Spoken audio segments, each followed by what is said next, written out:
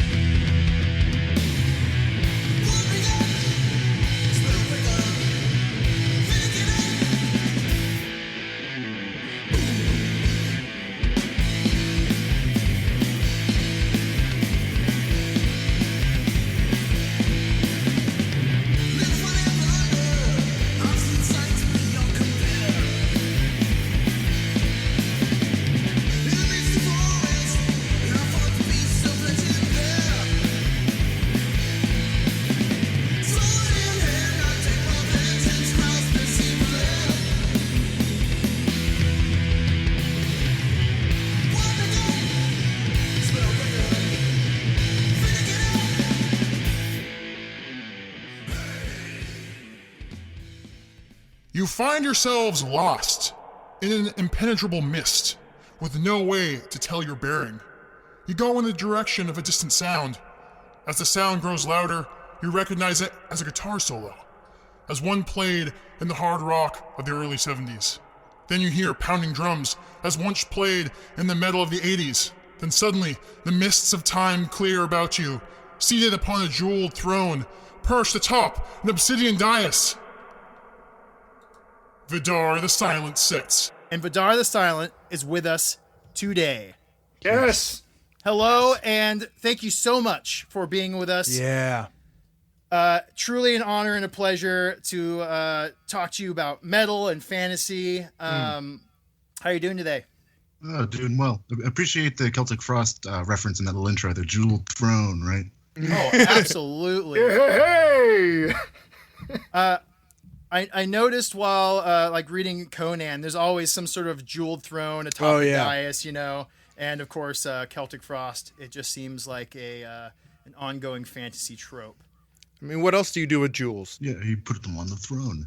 Yeah, you put them on your stuff, bro. They didn't have grills yet. We're gonna start off, and we have a way of doing this because we like to get into the important questions first. Oh yeah, right. Okay. This is the important stuff. This is the stuff everyone really wants to know, and it's just going to get us warmed up for the rest of the questions. So, Tape Finder, why don't you go ahead and kick us off? Yeah, sounds good. Okay, so you are the lord of the pits of Nur. The crowd calls for the blood of two. Who of these warriors do you send in to fight? Lion-O, the Beastmaster, or the Krugen from Highlander, and who is the final champion they must face? I think maybe the Kurgan, but only after Incognito and he shaved his head.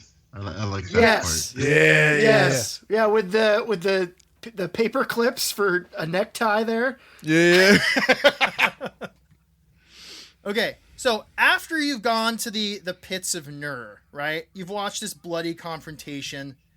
You're hungry.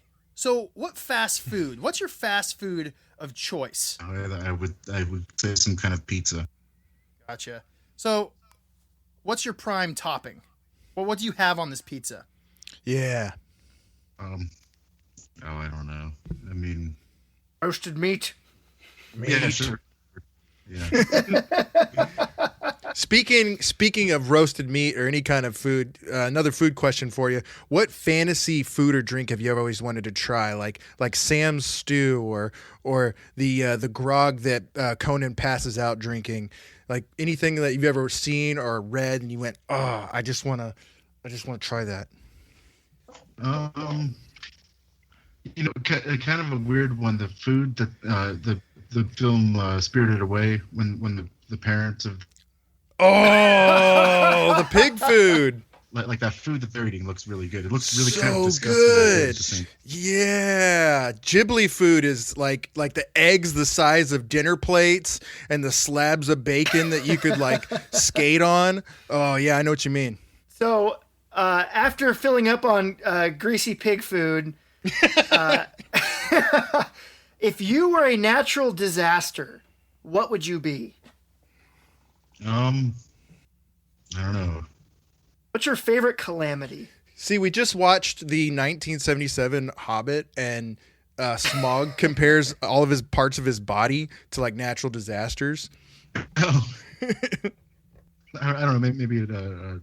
Maybe like snow. You know, I've lived a lot in snowy climates. There you go. We're giving children a day off. All right.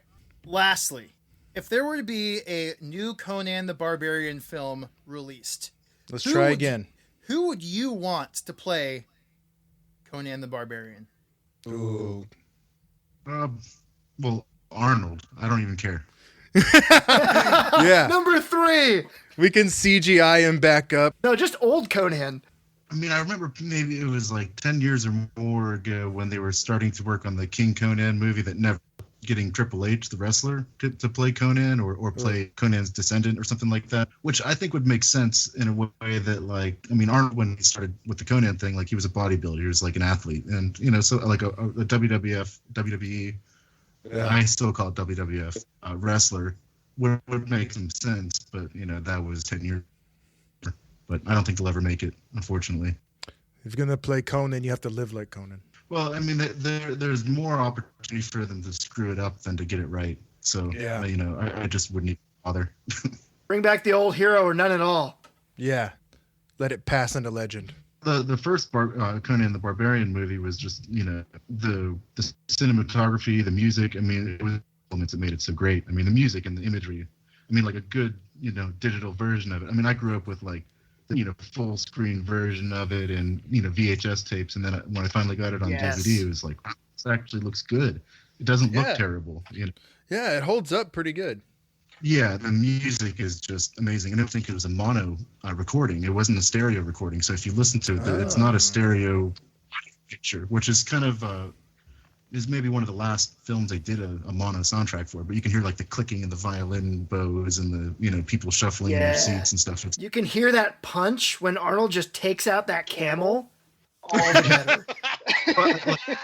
Well, I mean, you know, I don't know if you guys have noticed. I don't want to tell you what it is in case you haven't seen it, but if you pay attention to that scene, Arnold sees something which makes him bump into the camel. But watch that scene again, and you'll see what I'm talking. There's a reason he punches. Yeah, well, I can't recall. I gotta check it out. I saw it probably 30 or so times before I noticed it. So, but yeah, it's funny. I don't even want to talk about it though. What I really wish would happen is, I feel like somewhere in a vault there is the uncut version of Conan the Destroyer, because that film had like twice the amount of sex and violence in it, and they decided to cut it all out for the PG version, and I want that proper cut. You know, it'd just be so awesome. Yeah, that I mean, you know, it had all the potential. It's just, I mean, it was still fun. Oh yeah, it's a great quest movie. You know, it's just the scene. You know, now swing over your head. Yeah.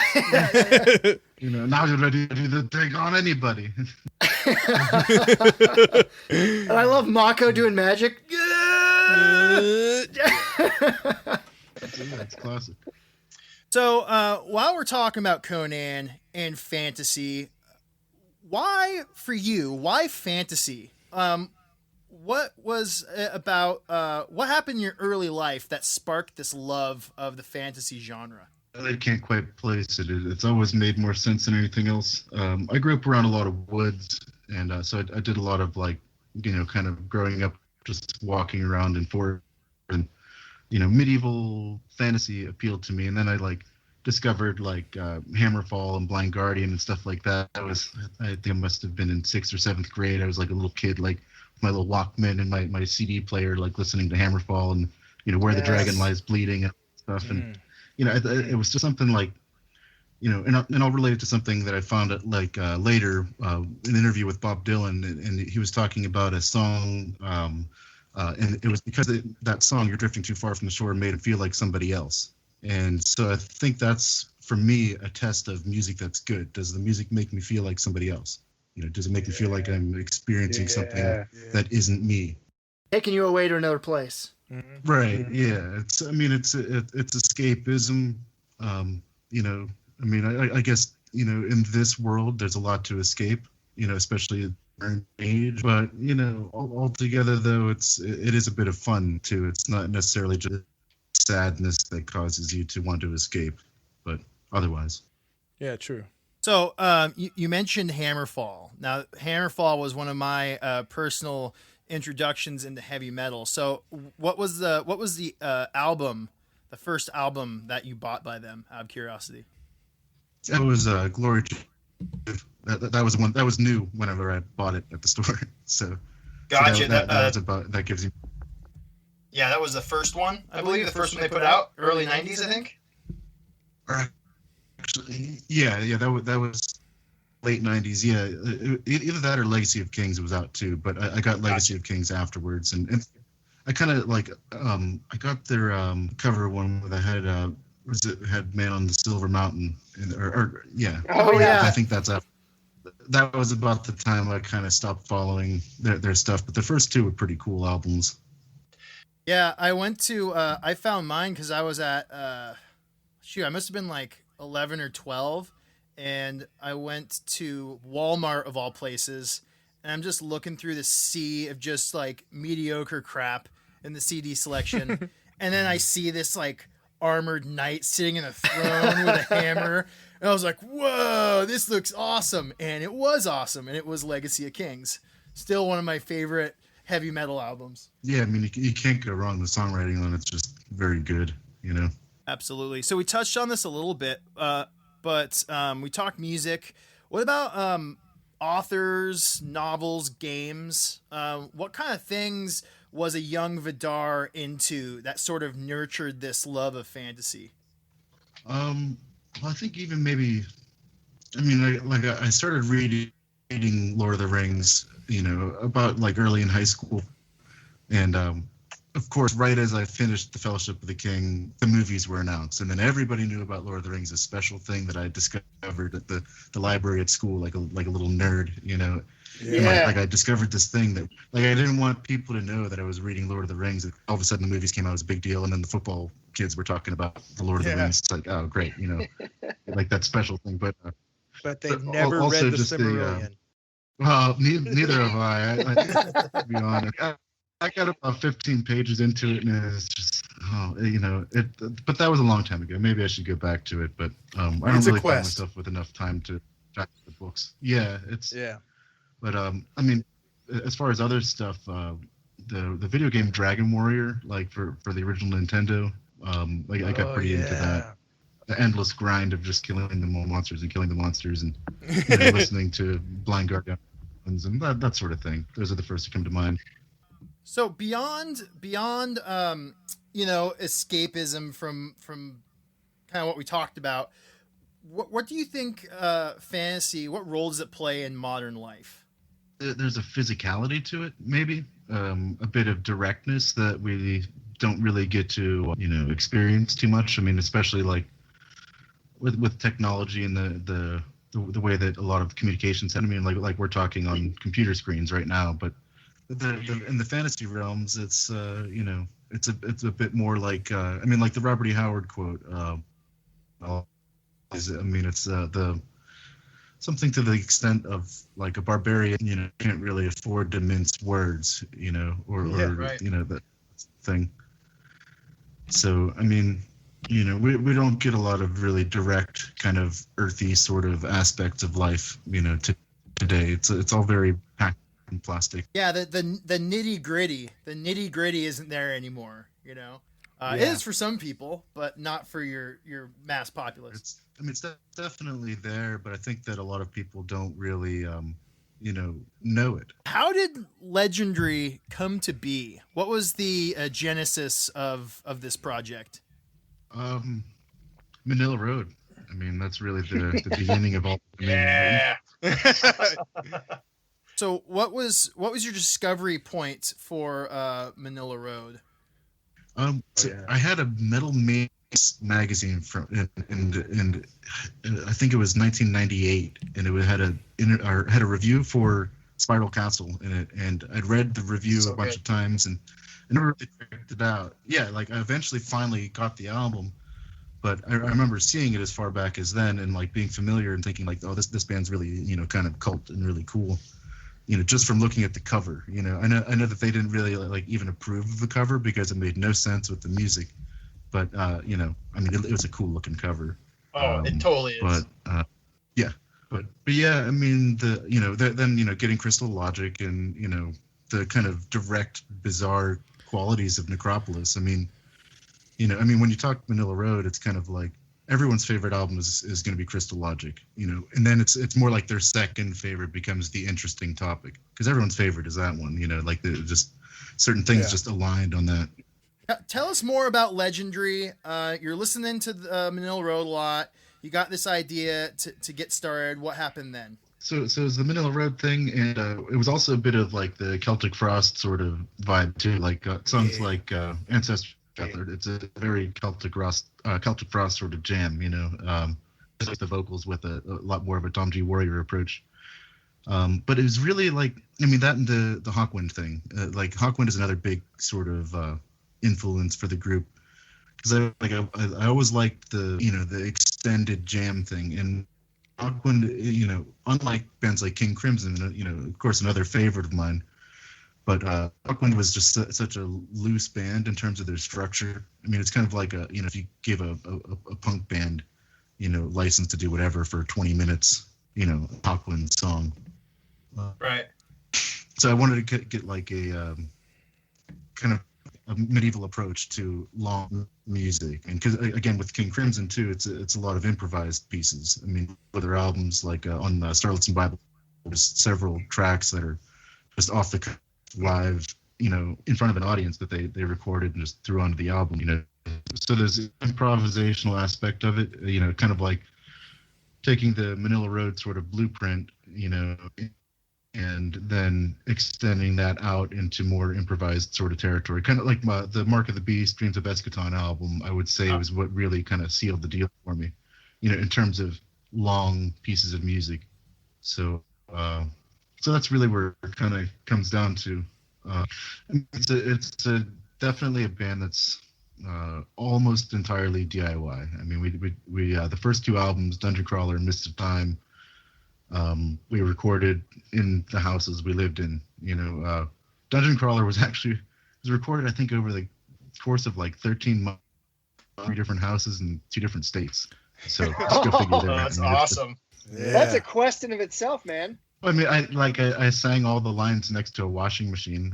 I don't know. It's just nothing about it made me, and I did everything wrong. So, anybody that says we tried to make it so bad, no, I made it sound as good as I possibly could. That's a good message for people. You don't have to have a fancy studio. You can hug up next to your washing machine and begin. Everyone's like, "Hey, Vidarr, can you just like turn your pants in the washer down just like a notch in the mix?" I keep hearing him hitting on the third tumble.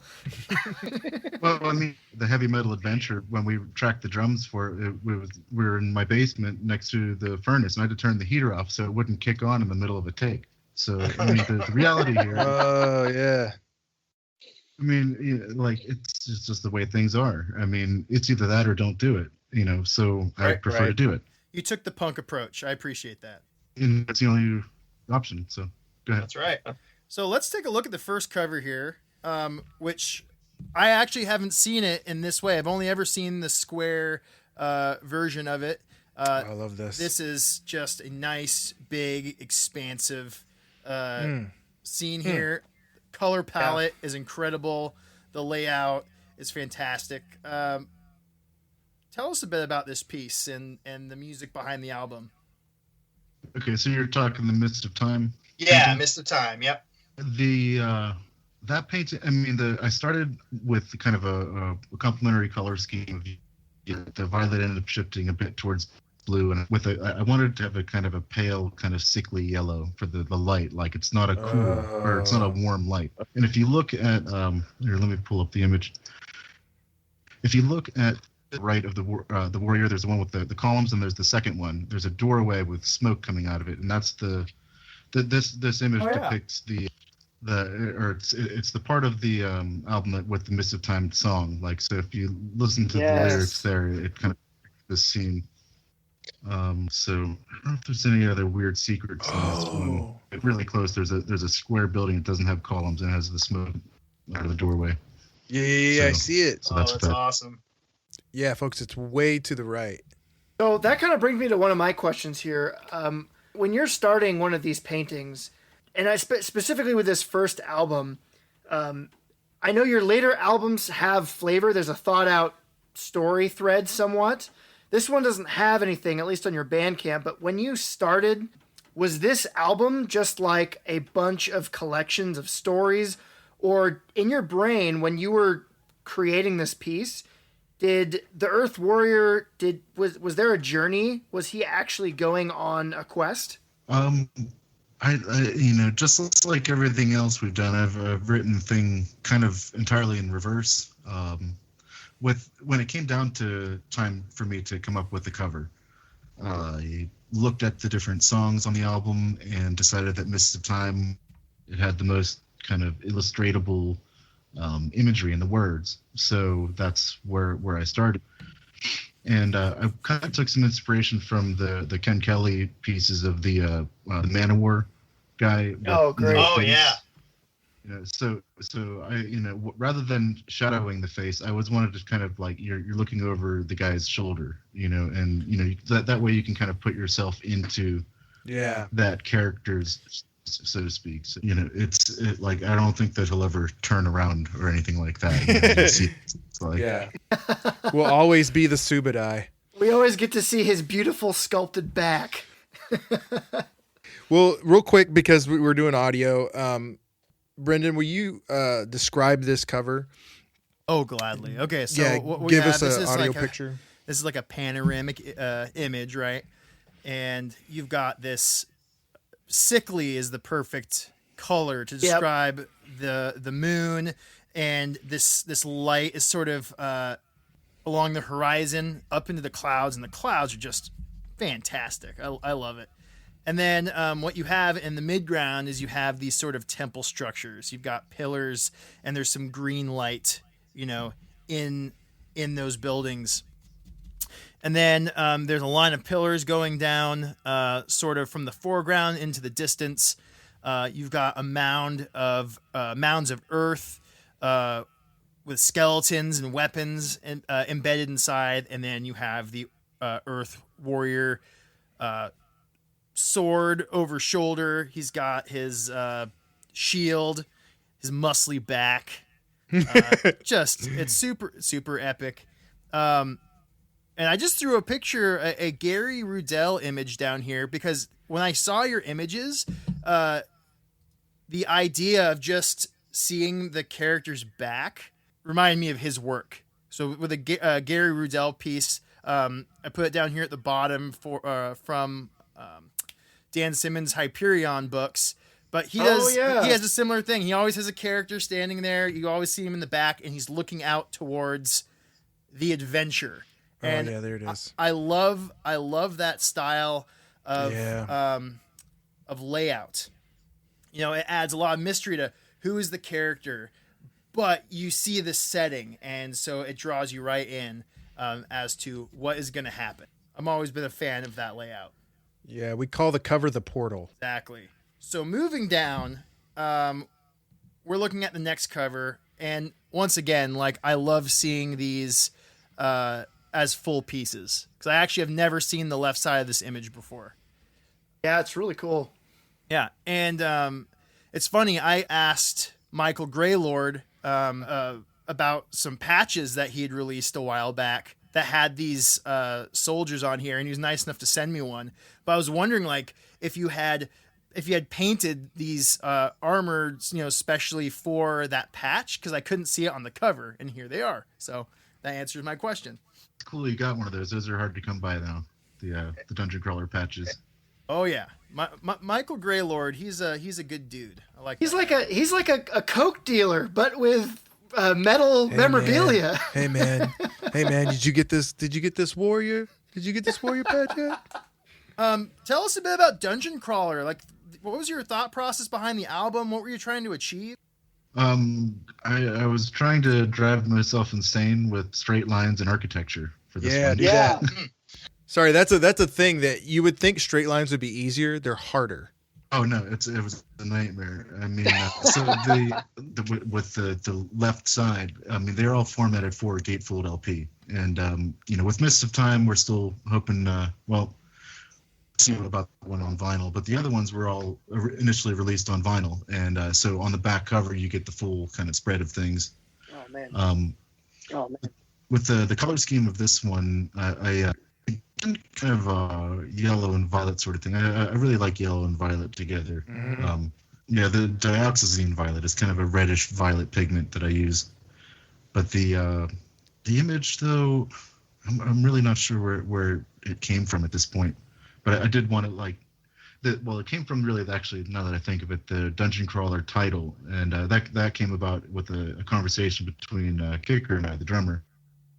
And we had talked about, what it would be like if you were trapped in, like, Diablo 1, the video game. Yes. And you're kind of like just living out that life where you go into the dungeon, you kill a bunch of monsters, get the loot, you go back and sell it in town. Everyone's kind of afraid of you. And that's really what Dungeon Crawler, the song, is about that feeling of this kind of bizarre loop. And so that's how the Earth Warrior sort of cycle came about. Of course, he really has no name. That's what he's referred to on this other world of iron, not spelled like iron, the metal, but pronounced essentially the same. But he's transported there from kind of an electrical storm, that bridges an arc of electricity between his electric and his Uriah Heep Demons and Wizards record, which is playing at the time. It's kind of like but with like Uriah Heep being involved, of course.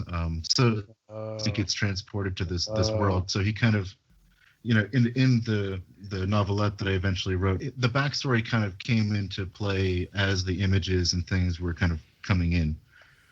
So at this point, though, he's the dungeon crawler. He's essentially kind of a warrior for hire.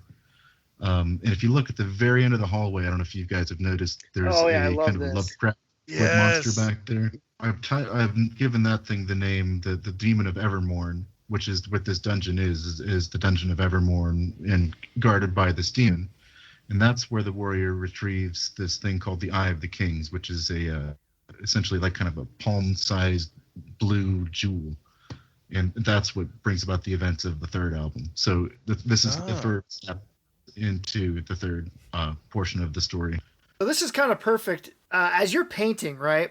Because I'm always really curious. One of the things when you're getting in there and you're, sketching it out or slopping on paint, we'll get to that a little bit later process-wise. But as you're going through your painting, are you in your head starting to kind of, role play out the scenario?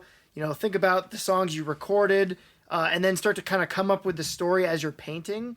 Like, do you start world building as you're working, or when you're working, are you just kind of shut off? You're just kind of painting to music or whatever, or is the story coming to you as you're actually creating, the pieces? The story is definitely being built while I'm painting the thing. It's kind of like when I'm looking for compositional choices and like the gold in the background, like that happened because it needed something there. I wanted it to be yellow, to contrast the violet armor stands. They're of course not purple armor. They're in shadow, and things like that. But, right. But yeah, the world building, like that little, it's and I kind of joke about it's like a barbarian Bob Ross, like, oh, there's a little skeleton here, and maybe this guy. Oh, here's a little axe, and like the skeleton leaning against the wall. There's a little bag of gold next to him, like something happened, and he almost made it.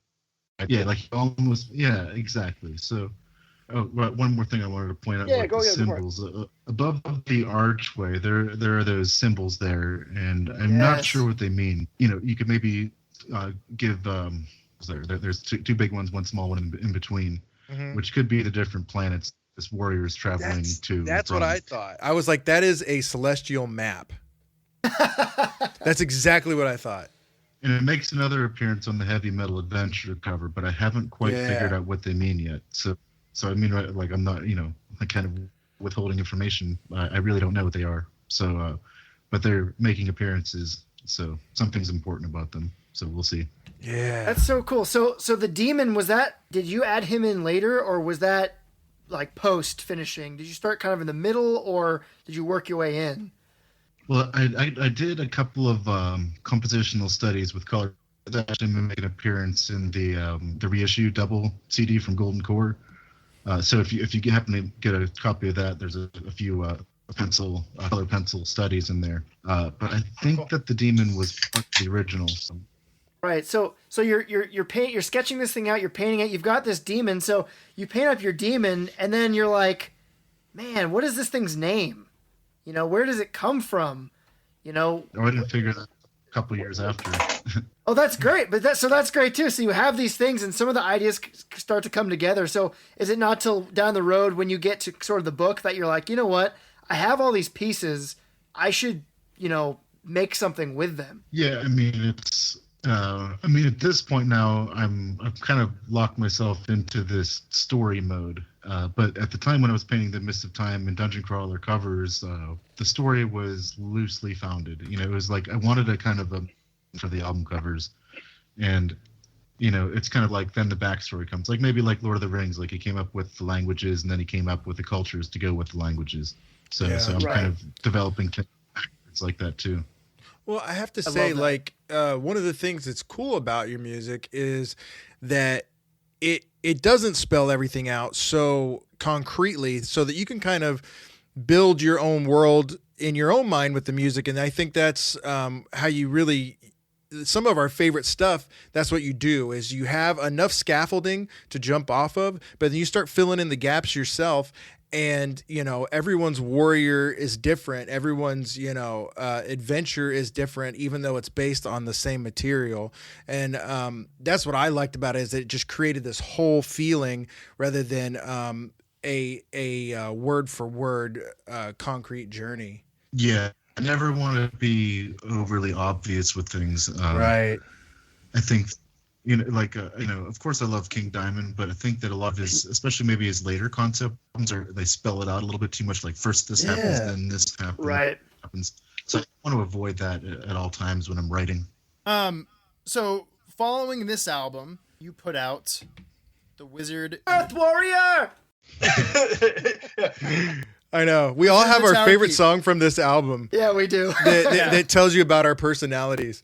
I am a true sorcery's bane kind of guy. I think when those violins came in on that song, my mind just about melted. So good job on that. Wizard in the Tower Keep. That's my jam. I'm an Earth Warrior man. I love it. Just that punch of the vocal right there is just like, it just drives itself through the fucking soundtrack, or through the whole like sonicscape, and just punches right up. Earth Warrior! I love it. Yeah. So before we get into this album, let's describe this painting. Oh yeah, this whole album just feels like your other albums have great scope as well, but this one really feels not just visually but also sonically like you guys were just going for the fucking moon. Oh yeah, next level. Oh yeah, because you've gone from having these temples kind of shrouded in mist, to having this more sort of cloistered dungeon, to all of a sudden you've cleared the forest after coming out of the dungeon, and you've got mountains, Gandalf, and there's there's a beautiful tree line, and there's rocks around him and a shield, and there's this giant sort of Orthanc, gate around, Sauron's tower sort of thing going on with this awesome city inside, and it's just huge and massive. And it just complements the album so well because, like, Brengineer said, there's violins, there's long, awesome, progressive sounding solos in the album. And so, for me, this album is like this giant convalescing journey of sound and imagery. And it's really cool. The back is more shredded. And he's also, I like that. I don't know if it was purposeful, but he also looks like a little more emaciated. Yeah. Like he's gone through this dungeon. He's like, he's eating all this jerky. Go to this tower? Come on. But you know what? I think he's also become more badass because he's left his shield behind. He's like, I don't need this shield no more. Well, he does have a little pouch too. That's where the Eye of Kings is held. He's like nice. the pouch on his left side, and there's scars on his back too from the demon. Oh yeah, look at that. This is amazing. Great. I gotta say, man. I love hearing about these little Easter eggs. Oh, it's so cool. Of course, so Dungeon Crawler was driving me crazy for the all the architectural details. So this I painted an entire town. Yes, that makes a lot of sense. Yes. Yeah, actually, that brings up a great question. What? Because this cover, was this a struggle, or was this just like? I mean, I'm sure there's struggles with every painting, but how was this one when you got going? Because it feels like to me like you just started going and you're like, oh, holy crap, this thing is getting so big. Like, did this kind of spiral out of control into something you had to finish, or were you pretty much in the seat the whole time? I mean, I've studied representational realistic painting, and so I can look at a subject or photograph, and I can do fine with that.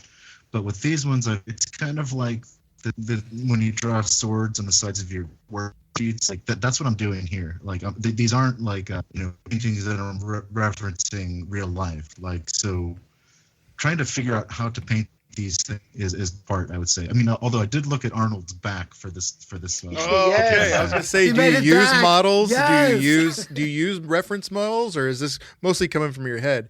But yeah, the Arnold back. Well, the models for the back, I mean, it really comes down to the anatomical stuff, like the muscles and the placement, like that. So it's stuff I'm not gonna really. I mean, I know where some of the muscles are, but I don't really have them all perfectly memorized. I've also, this one I found out that Frank Frazetta had studied from a book called Bridgman's Life Drawing. And so, of course, I brought the book. Yeah, Bridgman's Life Drawing is super cool. It's a method where you're using like simple kind of three-dimensional shapes represent like the back, the curvature of the spine, the hips, and things like that. And it's really just makes so like much it shows sense. Well, like in the first couple of pages, it shows you how to build a maquette out of wood and wire. It's a 1950s book, and they show you how to build an actual physical model of like what they're talking. But it really kind of flipped my brain upside down as far as how to represent muscles and things like that. And of course, if Frazetta learned from it, then of course I will figure that out. So speaking of Frazetta, you paint in oils. Is that because that was the medium you preferred, or did Frazetta have an influence on that medium? Yeah, the medium itself, I feel like, is the most classical method, and the methods I'm using are a bit more on the classical side than Frazetta. Like I feel like he did a lot of alla prima, like all at once sort of stuff, and these are long form, oil paintings. Although the first oil painting I did was a copy of Frazetta's Conan, one of his Conans.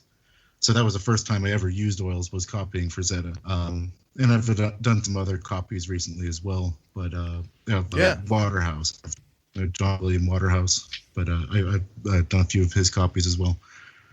But these, like this painting here, I used a method where I paint in cool colors and then glaze in warm colors. So the entirety of the landscape background, like, the reason it has that kind of yellowish glow is that I'm glazing over top of essentially like really kind of pale green and blue tree lines and things with yellow ochre and burnt sienna, which are kind of yellow and almost like a reddish brown.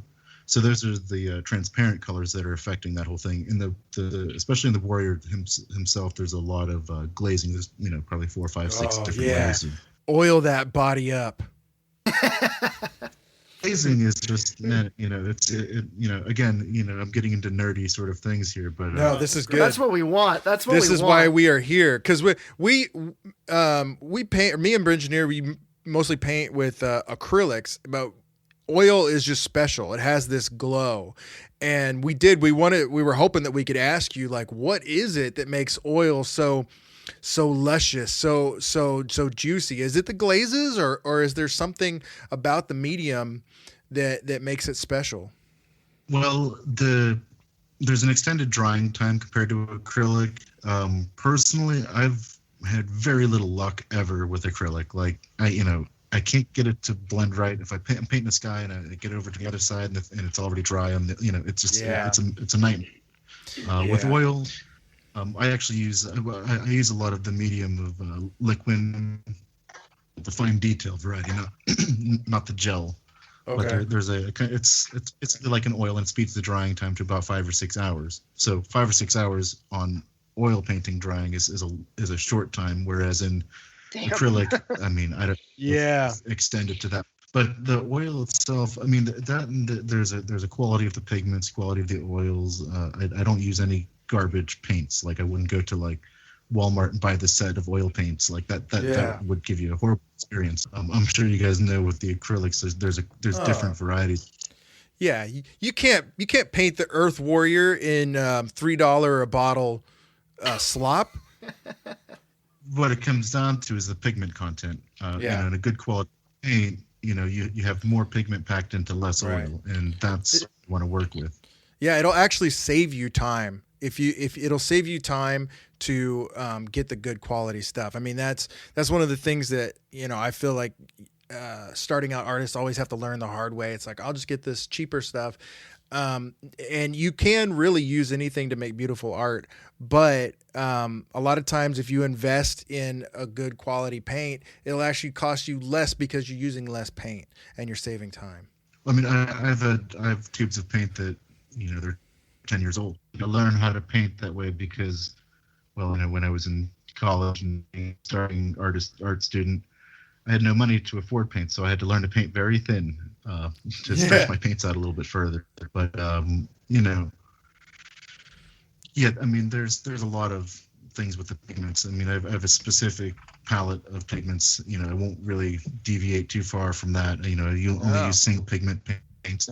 Aren't blended, like I won't get like any kind of blended colors like a sky blue or grass green. Like that kind of stuff drives me insane. Like there's no such thing because it's subjective. Your sky or my sky blue. But if I say phthalo blue or ultramarine blue, those are the same. Yeah. So those kind of things are really I'm very particular about. Right. I find that my laziness kicks in and it dictates a lot of my palette because I've already got this thing mixed up. So I'm just going to use the same grass green as I'm using for the sky and the clouds because it's there. But I know what you mean with the acrylics too. I use extenders a lot of times because they dry way too fast. And I was going to ask, are you a gesso man? Do you believe in gesso? Do you use canvas or do you use board? I know that Frazetta did a lot of his stuff on board, which is really, I think, a product of happenstance for him. But I like canvas because of the texture and because of the springiness. I do buy stretched canvases. I buy good ones. I don't buy junk. But I found that like in order for me to stretch a proper canvas, I would have to spend a lot of time and a lot of money and have a lot of woodworking tools to go with it because you'd laminate a piece of cord around onto another piece of board. Those canvas stretchers you buy at the store are just absolute trash. Like because what happens is the canvas ends up kind of bumping up against the stretcher bar in the back, and then you get this line. It's a mess. Yeah. So I just avoid sets like that. But yeah, they're all I just buy the pre-stretched primed canvases. I go with the thicker ones. Because I feel like have a bit more spring to them. Yeah, where do you go? Do you buy them online or do you have a local canvas shop? I mean, I just go to like craft stores, but I'm like the lady that's checking every gallon of milk. Like I get a T-square first of all, and double checking to see if because there's so many of them that are warped. And then I tap on them. And I buy the high pitched ones because they're stretched tighter. So I mean, I've checked every single one. Sometimes I won't buy one if they're all trash because sometimes they are. Or if they're leaning on something and they've got a little poke. Oh yeah, that's in that way. I mean, but yeah. I check every single one of them, and like I'm tapping on them, and I'm like checking them for square, checking them for level. It's like a watermelon. They hate me. Like testing fine wines, looking for all the notes and tannins. Well, I mean, each of these paintings, these album cover paintings, are about 30, 35 hours. So I'm not going to spend that much time working on something that's right. Yeah. What size are these bad boys? I was just about to ask. Yeah, what are we looking at? These are all 24 by 48. So they're pretty big. Ooh, dang! Yeah, love it. I love it. You're a believer in your craft. Yeah, I really appreciate if we scroll this kind of out of order, but I want to kind of talk about it for a second. If we scroll all the way down, I've got some of your process. Brengineer pulled up some of your process painting here, and I really appreciate that you do that because a lot of times. For young artists and artists on Instagram especially, you can't help but compare yourself to other people, and it just seems like magic. It just seems like like you call up the demons from a portal, they come up, they deliver your magic canvas, and you're done, and you post it.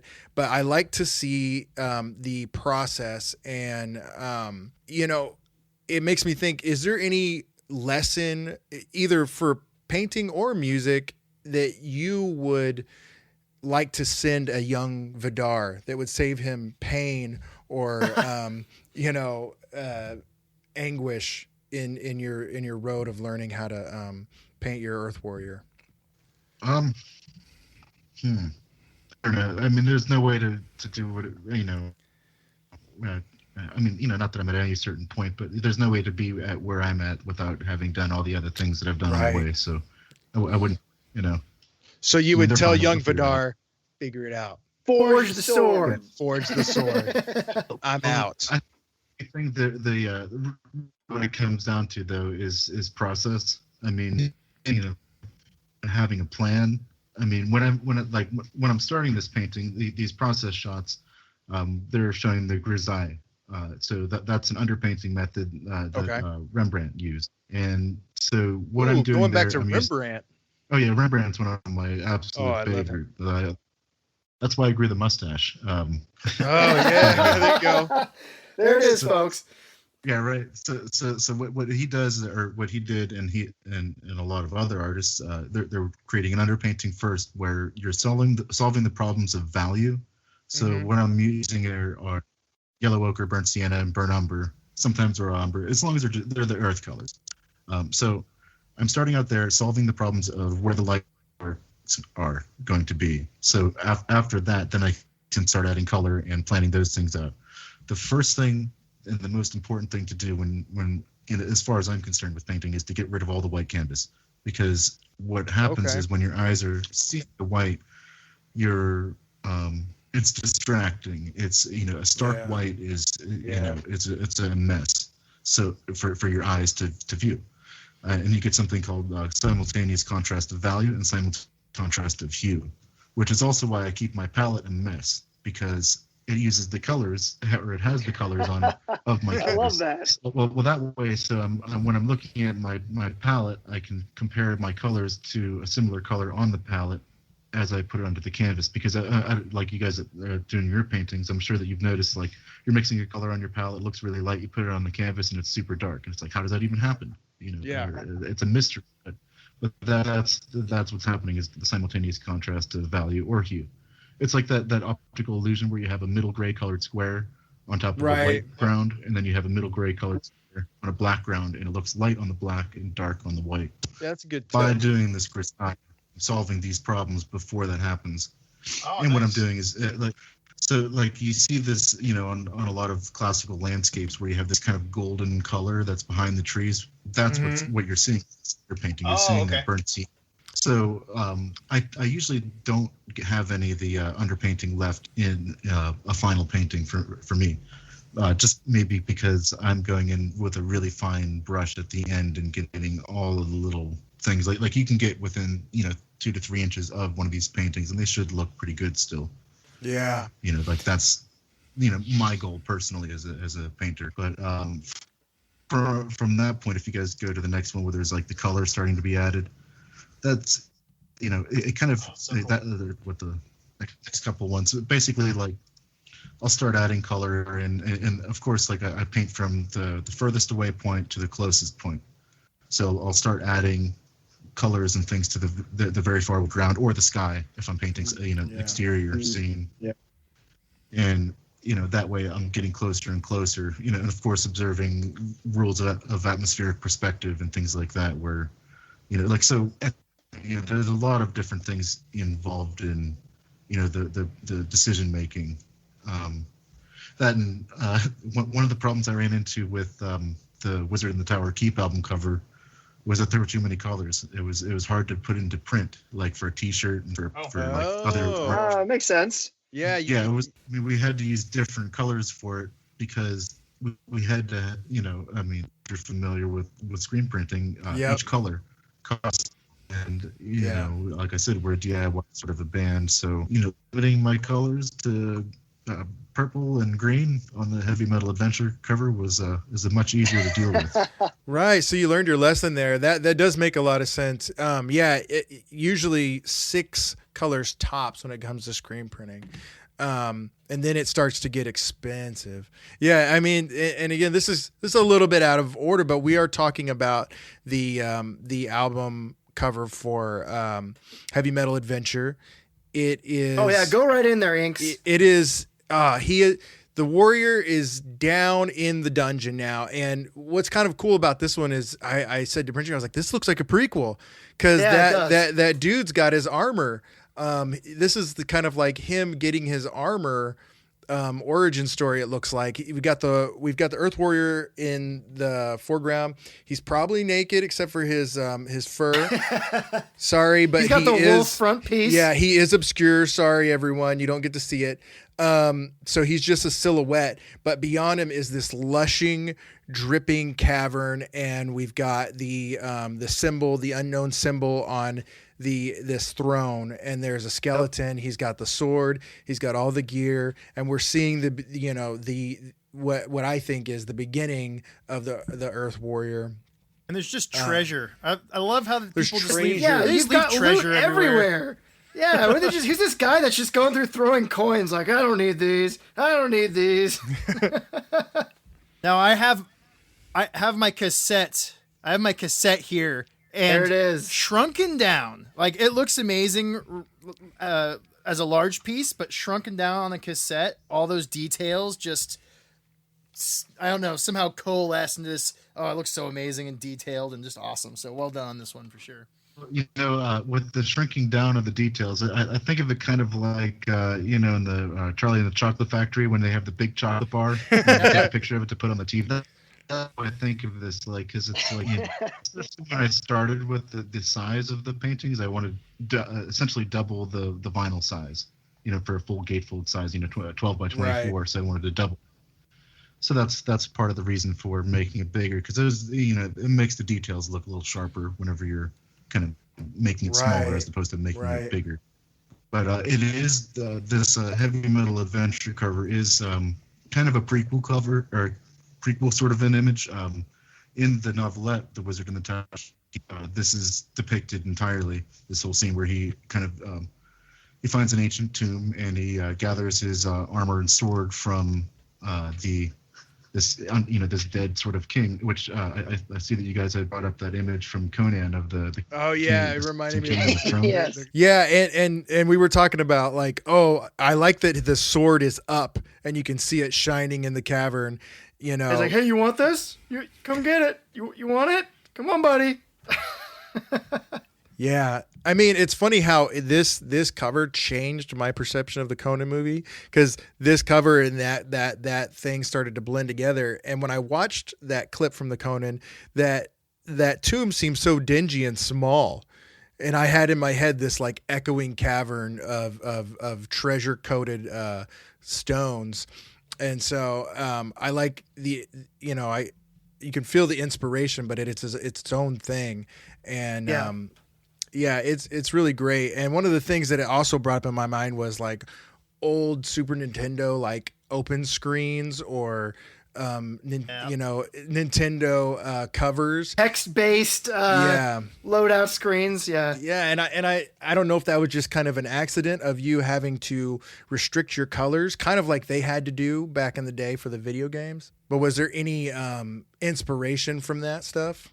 Oh yeah, I mean the video game art, like on the box, especially for the old NES RPGs. Like I have a collection of older games. I mean, that's really all I play, I guess. But you and Bridgeneer have something in common there. I can't do the 3D stuff. The only thing I like Oblivion. Skyrim's okay too, but like that's about as new as I go. I mean, but the older ones are really where it's at. Yeah, they have a magic that you just can't capture now. There's just something about those games where, again, it's like they're more like a novel where you still have to build the world a lot with them. You know, they don't just give you everything. It's a really it's a laborious sort of journey. Like I have a game that I've been working on for SNES, and the music in it just drives me insane. Like you're in this dwarven hall, the whole time it's just, you need to pick up your rocks every time you sling them at somebody. Like it's like it takes you like 5 minutes to fight one monster. It's a nightmare, but I like it for some reason. I don't know. So something we've talked about on this show quite a bit, and we kind of find ourselves returning to it again and again, is Dungeon Synth. We're all fans of the music, and you have done a couple pieces for the Dungeon Synth project Hillsfar. Want to tell us a bit about how that, about how you kind of got these paintings going? And so the Hillsfar paintings, the first one I did was for the split they did with Throne of Iron. So that image depicts one of their I think it was the Crypt of Blades song was what they wanted me to depict, and it had the different adventures and stuff. So they kind of told me what they wanted to have in that, and so I painted it that way, kind of specifically in the cassette format. I kind of think of my little guy down there, that little thief he has a yellow sort of hooded thing. Like, I think of him kind of like the Sodom and the Sign of Evil sort of executioner. Like he's kind of like a different version of that same sort of motif. Gotcha. With the Hillsfar stuff, I wanted a very pastoral sort of, cloudless, sunny skies, and this kind of bright, shining kingdom. The layout for that actually comes from the video game Hillsfar, again with obscure video games. That's one that I bought when I was a kid. Now it's a fortune, I guess, but it's a super weird game. It was one of the first open world video games. Really? Where you just kind of you just walk through a town and you go to the archery range and there's like a dragon skeleton. You can go. I don't know. It's weird. So the kids are playing on the dragon skeleton. Yeah, it's a little medieval playground. So I'm actually working on a few paintings for that right now. Currently on my easel, I have a painting that's maybe I can't reveal too much about what's going to go on with the project, but there's a new Hillsfar thing that's going to be happening. So I've already got the cover painted, and I have another piece that I'm working on for another release with the project. So so that's happening. Those ones are very small paintings. On the other hand, those are only 8x10s. So those ones are really primarily painted with a very small brush, and that's pretty much it. So I'm kind of again, there's glazes involved, but they're a bit kind of a shorter session paintings. So that's what those are about. The one on the right reminds me. I get such a heavy dose of that old tabletop game Hero Quest from this art. Oh, here he goes. It's just that dusty dungeon. It's so good. It's a dusty dungeon. I want to be in that place, like running my hands through that treasure so badly. I guess the last thing we haven't talked about is your book. your book, Fierce Tales. Tell us about this and there's the truly that epic cover. Oh man, that back. The back is back. That was actually an anthology book, and it was my story was one of 5 that were in there. It's about a 10,000 word story, so it's a novelette. So it's longer than a story, shorter than a novella. That's what that's about. The cover there, it depicts final confrontation between the Earth Warrior. He's holding the Eye of Kings, the jewel. Eventually, there'll be a third part, and possibly a re-edit into a novel form. Excellent. We'll definitely look. I look forward to all that stuff for sure. What's next for Legendry and for you? What's on the horizon? Well, so we have a new bass player. We'll be kind of introducing to the at some point. Do you make him push the wheel? Depends. Right. Yeah. Push the wheel for 6 months, then come back, and your bass arm is going to be strong. Yeah, make sure his back looks okay. Holding a sword. We have been writing new material. I would say we're at just past the halfway point with all the new music. Nice. There's lyrics that need to put. It's coming along pretty well. The material's definitely getting a lot weird. So look for more weird. Let's do it. I love weird. Yeah, I mean, what's your next thing that you want to? What's your next art dragon or music dragon you want to slay? What's a thing that you want to improve your craft on? I mean, just more of everything. More of everything. More aggressive parts and more parts. More atmosphere and more heaviness. I mean, it's just more of everything, basically. I mean, I don't think that. I don't know if we can. I mean, we could easily do a double album, but that might be a bit much at this point. No, we want it. Well, I know one thing you already have. One thing you already have is one of the best music videos ever. Oh, it's a beautiful music video. Oh my goodness. There are two amazing fantasy music videos out there that are truly awesome, and one of them is Vindicator, and the other is Hordes of Chaos by Creator. Those are the two standout music videos for me. So well done. Yeah, thanks, man. That was an interesting shoot from dusk till dawn. And it was the main kind of character in that, the guy with the faceplate, who kind of played the Earth Warrior on TV in this case, is a guy that called Paul the Barbarian. He wrote kind of a YouTube channel for medieval combat. He does something called the American Combat League, and so he does kind of world tournaments of full scale battle, full speed, full contact, steel fighting. He was on the History program, the Night Fights. So if you guys look into Night Fights, it was pretty neat. But so we had him. We were at a medieval. So all the people there made all their own costumes and their own armor, and they were really fighting. And I'm glad nobody got hurt. But it was an interesting time, sure. So I noticed I was peeping on your Facebook. Sorry, I'll own up, but I had to do some research, and I saw you locked in some pretty awesome combat yourself. So I've been wanting to ask from the beginning of this interview, tell us more. Tell us more, because not only are you an artistic warrior, it seems like you are a real warrior in the flesh. So tell us more about that. I don't really want to get too much into that. It's something that as a martial artist, I've been maybe studying the swords and how to use them correctly for a lot of years. But yeah, it's something that I've been into, and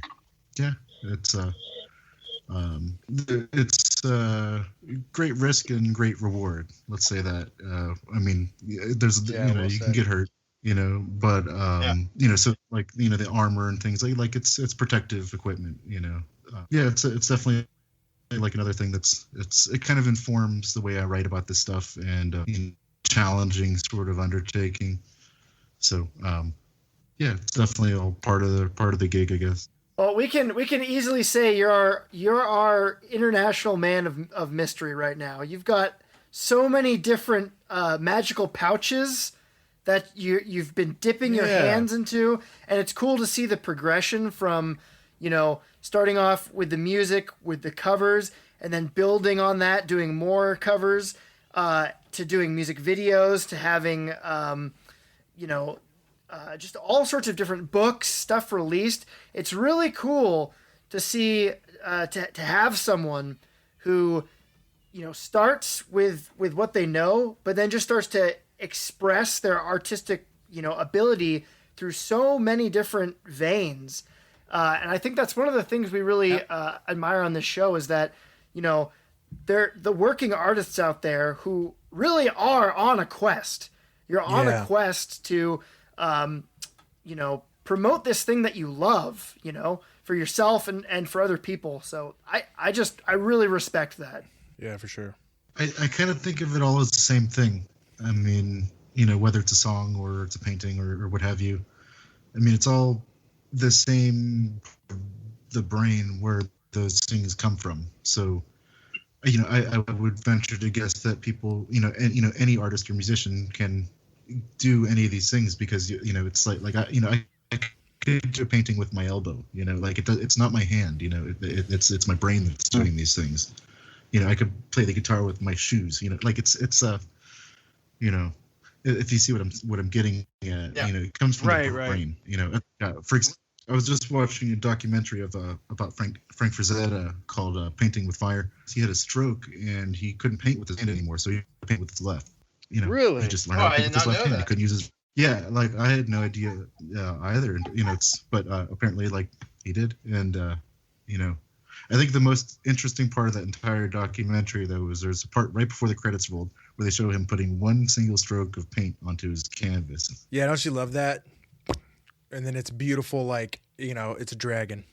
Well, like I was went just to see him do something on a canvas, like, so, because you don't find information about how these people are doing this stuff. You just hear like, well, he used a lot of dark colors. It's like that's no good. Like, great, right. I can see that, but like, how did they do it? Show me. Yeah. So it's mysterious. The process of a thing like a song or what have you. Like once it's demystified, it's demystified. Right. And I think with creating anything is a real key thing, and it's not information. It's usually it's either hidden or it's not explored, because what does the general public what does the general public have use for the information of how Frank Frazetta painted his picture? They just want to know about the cool swords and stuff. We want to see chunky butts. Yeah. and like enjoying his paintings, but is one thing, and I think that maybe the percentage of the population interested in how he actually did those things is pretty small. So I don't think that a lot of people are missing that. I am, but. Right. That's the beauty of these things is, and like I said, I appreciate you showing your process, because there are breadcrumbs there for people who want to find it, that want to, follow your journey a bit and then trail off onto their own and create their own, beautiful world.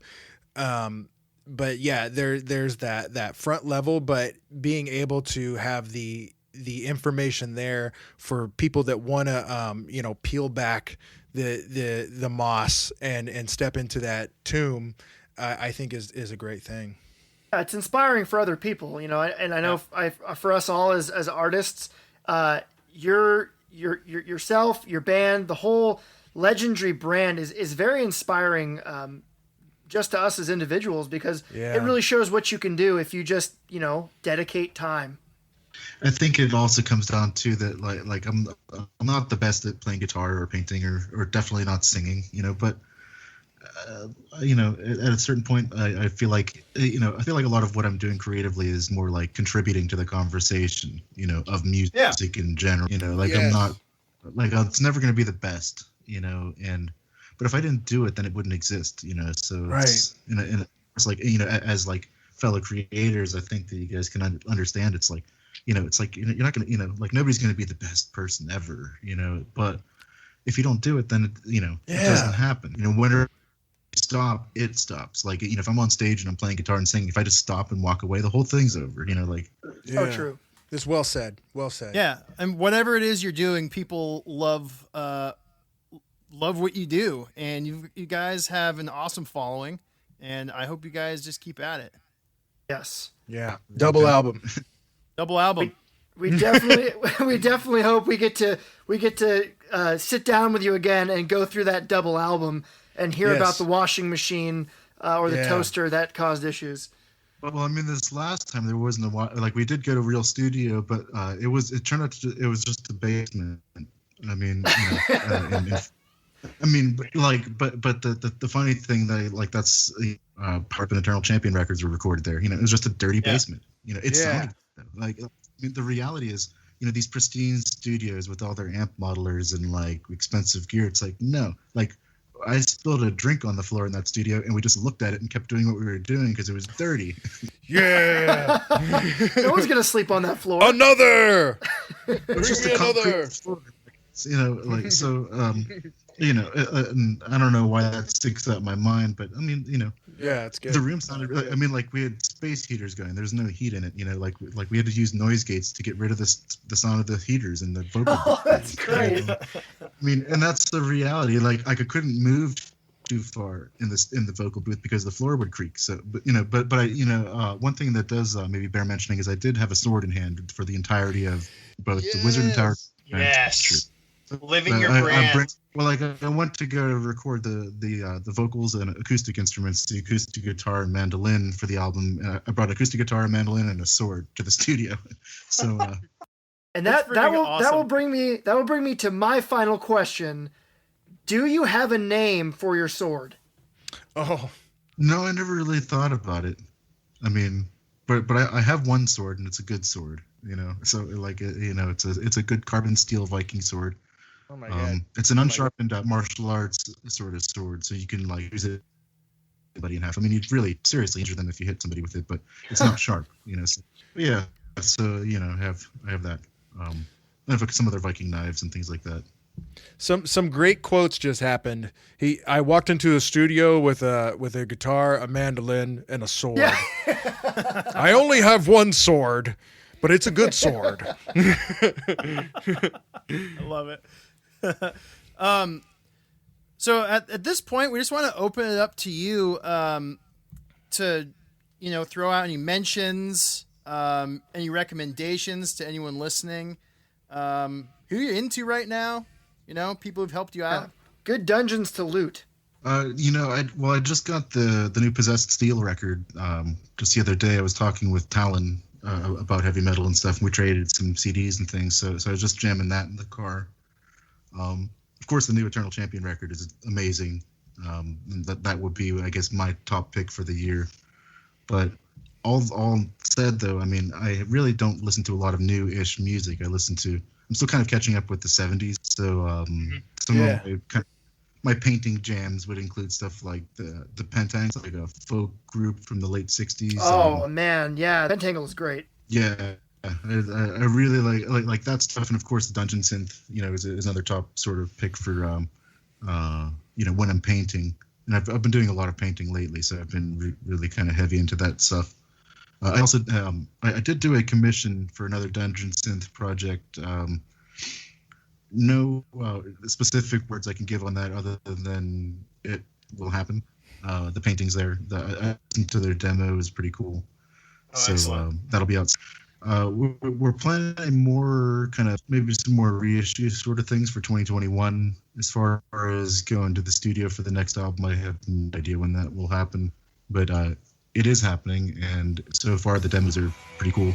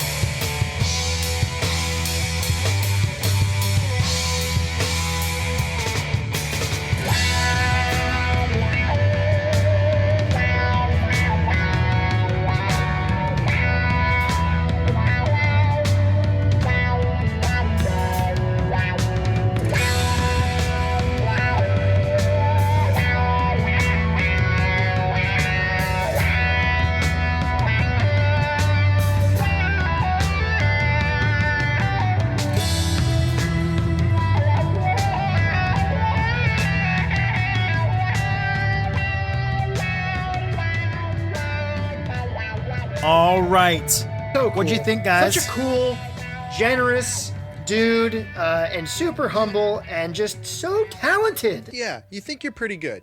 You think you know what you're doing. You think, hey, I put stuff on paper. It makes shapes. It's good. This man knows how to sharpen his pencil at the proper angle. He is intimate with the smell of linseed oil. There is a level of craftsmanship here that will haunt me for the rest of the Februaries. Yeah, he clearly studies and knows his art. He puts me to shame. I don't know crap about art. Nothing. I don't know anything about art. I destroy my paintbrushes. I buy paintbrushes by the frickin' bucket loads. That's because you're a splotcher. I waste my paint. You gotta stop splotching. I am an anarchist. I am an unlearned swine at the Earth feet warrior of this terrible. of this Earth warrior who has just the most melodic voice. Mm-hmm. Just it's so nice to listen to. Yeah, and the level of knowledge that he has, and how he's very generous with that knowledge. I mean, he offered to give us tips on what paint to buy and all that stuff, because me and Bringineer were like ready to sign up at the Oil Academy right then and there. Yeah, and folks, as you can tell, just such a cool thing to see somebody who has decided to tackle something head on. And it's like he said, in that interview, he basically said, you're either going to do it or you're not going to do it, and he chose to do it, which is just like, he really is a grass and roots and rock sort of dude. If you're going to do it, if you're going to push the wheel, you push the wheel. I love that, and he gets it done, and you can see how much he has achieved.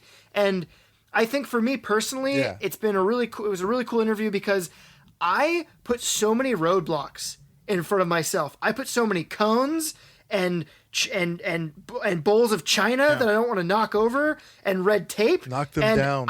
I in the project is like a mile away, and there's just like fire traps, because the truth is I just am stopping myself from doing it. And no, you just do it. You go. You do it. That's right. Now, just to kind of end things off, do you guys know do you know what Conan saw before he punched the camel? No, did you go check it out?